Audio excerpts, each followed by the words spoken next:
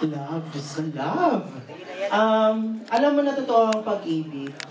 Dahil ang totoong pag-ibig, nahahawakan mo, naamoy mo, nakikita mo, it's a sensory experience. Yung totoong pag-ibig, hindi siya konsepto.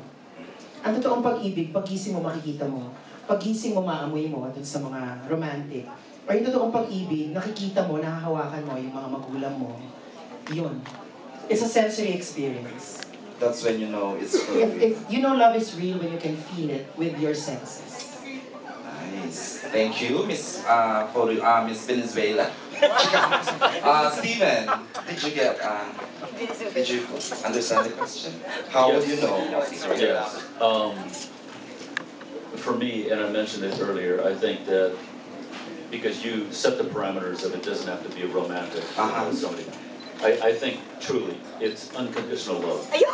When you get unconditional love, that is, it's solid, it's the foundation, and you are going to go for a long, long time with that. I think that really is the key thing. Somebody can love you and you can love somebody else unconditionally. It doesn't matter whether they're having good days, bad days, if they're looking good, they're not looking good, whatever. You're in it for the long haul. Yeah. Thank you. You're welcome. And Lee? So I'll add on to what the previous comments have said because it took my line. I think also in terms of a romantic love, I think it's something you can't do without, and you miss the hell out of when you don't have it. And I think that's the test. It's kind of on the negative, like a negative test for it is instead of all the feelings and everyone can float in the clouds, but when you come back down to the ground, you know how does it really feel at that point? And I think that's a huge kicker for love. I also have a different perspective of love, apart from the romantic, in terms of when it comes to loving other people, to take the initiative and become that love that you want to show to the other people you want to receive. I think that's a key to love.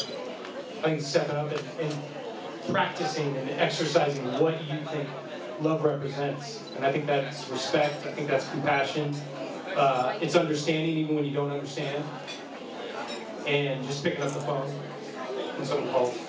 Cool, thank you, Lee. And Direk Jandy, may wanna add to that? How would you know? Kasi pelikula mo to medyo andun yun sa pelikula. Paano mo malalaman kung tunay ng pag-ibig o Akin, pagmamahal? tunay na pag-ibig siya kapag nalaman ko yung mahal mo. Ganun lang kasi. Ganun kasi. Oo, pagmahal lahat ng mahal mo, to love you.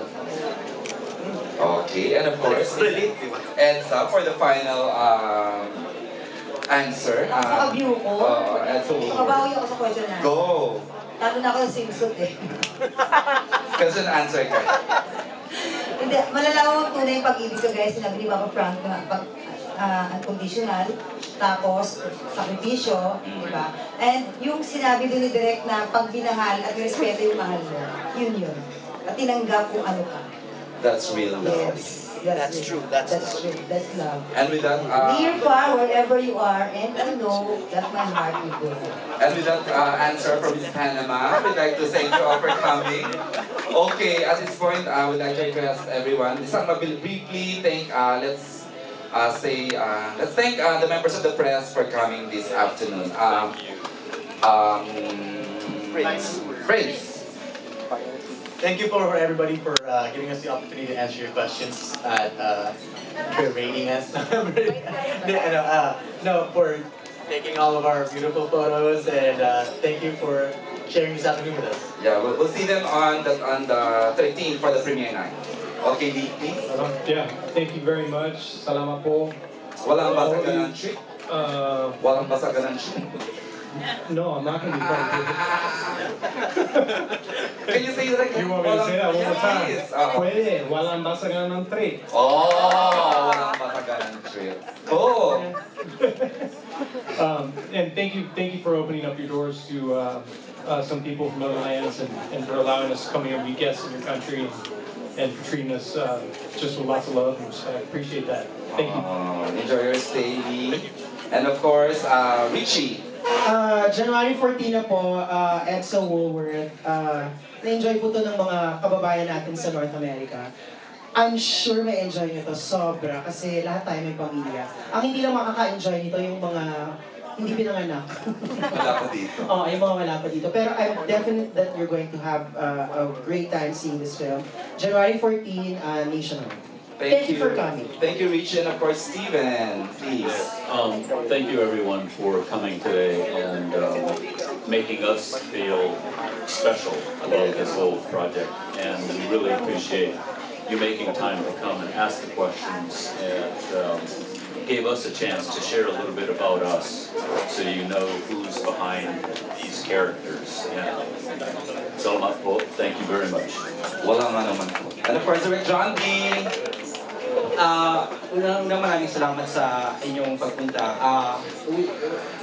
It means a lot to us that you are supporting this movie. It is produced by TFC, distributed by Star Cinema. Maraming salamat po. On January 14 is our big day, so hinihingi po talaga namin lahat ng suporta dito. Edsa Woolworth, and thank you for, chatting, and it was nice seeing everybody, yung faces, and of course, all faces. Salamat sa support. Thank you. Before si Edsa, acknowledge ko lang si Miss Jen Vizquera ng ABS-CBN Global. Ayan. And the whole, the Philippine TFC family. Okay, and of course, ang ating mahal, Miss Edsa Woolworth Poki. Thank you. Sa ngayon pa lang po, thank you ng bonggang-bongga. Isang magandang panimula ng 2015 po para sa aming lahat. At sa aking lahat na rin po. Thank you. Inaasahan po namin ang inyong suporta. Ngayong January 14 po, ang aming Labor of Love.